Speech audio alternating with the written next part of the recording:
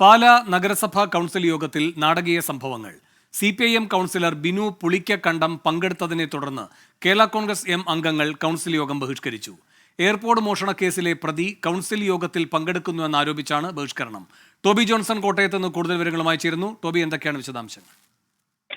വേണു, പാലാ നഗരസഭയിലെ LDF-ൽ വലിയ പൊട്ടിത്തെറികളിലേക്ക് കാര്യങ്ങൾ പോകുകയാണ് എന്നാണ് നമുക്കിപ്പോൾ പറയാൻ സാധിക്കുന്നത്. നമുക്കറിയാവുന്നതുപോലെ കാണാതായ airport Kerala Congress M councillor Jose ചീരാങ്കുഴിയുടെ എയർപോർട്ടാണ്. അത് കഴിഞ്ഞ ദിവസം പോലീസ് സ്റ്റേഷനിൽ കൊണ്ടുവന്ന് ആരോ നൽകിയിരുന്നു. അതിനുശേഷം ഒരു മൊഴിയും നൽകിയിട്ടുണ്ട് ഇവർ.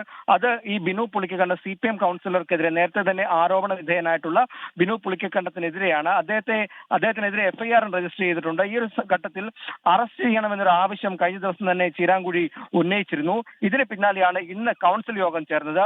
കൗൺസിൽ യോഗത്തിലേക്ക് CPM കൗൺസിലർ എത്തിയപ്പോൾ കേരള കോൺഗ്രസ് എമ്മിന്റെ കൗൺസിലർമാർ ബഹളമുണ്ടാക്കുകയായിരുന്നു. തുടർന്ന് കൗൺസിലർമാർ ബഹിഷ്കരിക്കാൻ തയ്യാറായതോടുകൂടി ചെയർമാൻ തന്നെ, കേരള കോൺഗ്രസിന്റെ എമ്മിന്റെ ചെയർമാനാണ് ഇപ്പോൾ ഭരിക്കുന്നത്, അദ്ദേഹം തന്നെ യോഗം പിരിച്ചുവിടുന്നു എന്ന് പറയുകയായിരുന്നു. അങ്ങനെ CPM കൗൺസിലർ പങ്കെടുത്തത് കൊണ്ട് വലിയൊരു എതിർപ്പ് കേരള കോൺഗ്രസ് എം നടത്തുകയായിരുന്നു.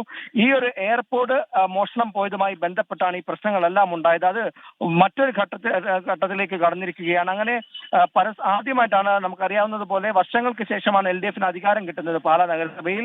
അത് ഈ ഒരു എയർപോർട്ടിനെ തുടർന്ന് ആ ഒരു ബന്ധം ഉലയുന്നു എന്ന് തന്നെയാണ് നമുക്കിപ്പോൾ മനസ്സിലാക്കാൻ കഴിയുന്നത്.